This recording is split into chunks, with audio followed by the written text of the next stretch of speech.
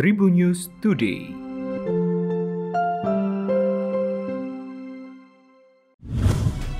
Tribuners berjumpa kembali bersama Hakim di Tribun News Today, dan Hakim akan berbagi informasi menarik hari ini, mulai dari informasi nasional, internasional, selebritis hingga olahraga.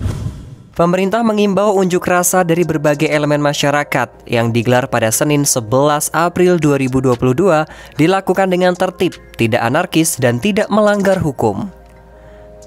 Hal itu disampaikan oleh Menteri Koordinator Bidang Politik, Hukum, dan Keamanan Mahfud MD usai memimpin rapat koordinasi terbatas yang dihadiri Menteri Sekretaris Negara, Menteri Dalam Negeri, Menteri Perhubungan, Kepala BIN, Panglima TNI, Kepala Staf Presiden, dan Wakabaintelkam mewakili Kapolri beserta sejumlah pejabat eselon 1 Kemenko Polhukam pada Sabtu 9 April kemarin. Mahfud MD menyampaikan pemerintah memperhatikan dengan seksama dinamika yang berkembang di tengah masyarakat mengenai berbagai masalah yang muncul termasuk rencana unjuk rasa.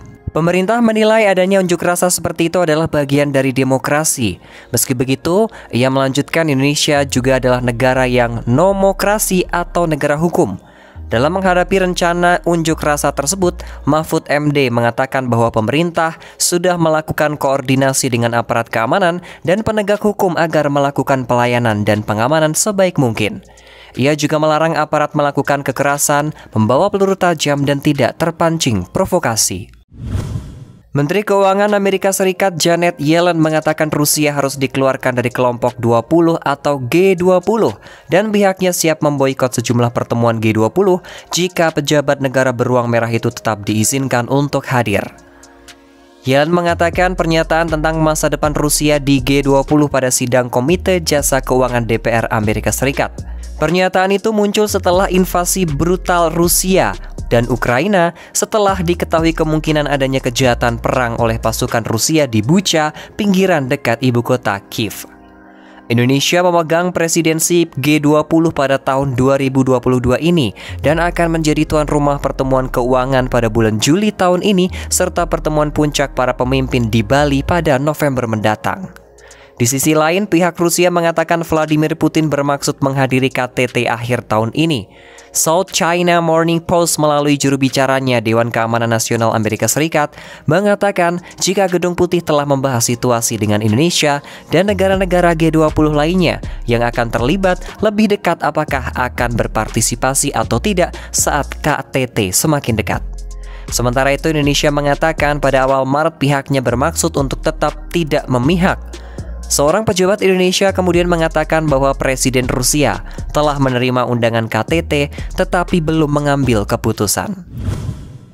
Heboh gosip Raffi Ahmad selingkuh dengan Nita Gunawan viral di media sosial. Kedekatan suami Nagita Slavina dengan model cantik Nita Gunawan justru menimbulkan isu perselingkuhan. Isu perselingkuhan itu bermula saat muncul video singkat Raffi Ahmad menggoda Nita Gunawan. Tangan Raffi Ahmad terlihat mencolek Nita Gunawan saat berada dalam satu program bersama. Lebih lanjut, warganet juga menyangkut pautkan kedatangan Nita Gunawan di beach club milik Raffi Ahmad di Bali. Setelah isu ini heboh, akhirnya Raffi Ahmad dan Nita Gunawan memberikan klarifikasi melalui kanal YouTube Rans Entertainment pada Minggu 10 April. Ia menyebutkan aksi mencolek tangan Nita saat itu tidak memiliki arti apa-apa. Ia pun juga menegaskan tidak sedang bersikap genit kepada Nita Gunawan. Pada akhir video, Nita Gunawan mengungkapkan jika sosok Raffi Ahmad kerap melemparkan candaan pada semua wanita. Nita Gunawan merasa beruntung lantaran dirinya tak mudah baper akan candaan Raffi Ahmad tersebut. Ketua Umum Pengurus Besar Ikatan Sport Sepeda Indonesia atau PBISSI Jenderal Polisi Dr. Andes Listio Sigit Prabowo MSI memberikan apresiasi berupa dukungan tali asih bagi pemenang medali perak Ayustina Delia Priyatna di kejuaraan Asia atau Asian Road and Para Cycling Championships di Dushanbe, Tajikistan pada 25 hingga 29 Maret lalu. Bertempat di Markas Besar Kepolisian Republik Indonesia pada Jumat 8 April, Listio Sigit Prabowo beserta jajaran pengurus PBISI mengucapkan selamat dan berterima kasih kepada Ayustina yang telah mengharumkan Indonesia di ajang bergengsi tersebut. Dia berharap prestasi Ayu dapat menjadi pelecut semangat dan motivasi bagi atlet balap sepeda lainnya untuk terus berprestasi.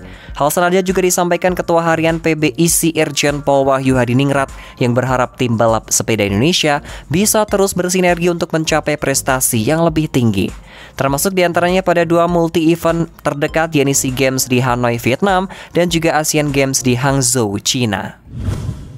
Demikian 4 informasi terupdate hari ini. Jangan lupa untuk terus mendengarkan Tribun News Today hanya di Spotify, Tribun News Podcast, dan juga YouTube tribunnews.com. Tetap patuhi protokol kesehatan 3M dengan memakai masker, mencuci tangan, dan menjaga jarak atau menjauhi kerumunan. Saya Hakim pamit, salam sehat untuk semua, selamat berpuasa, dan sampai jumpa. Tribun News Today.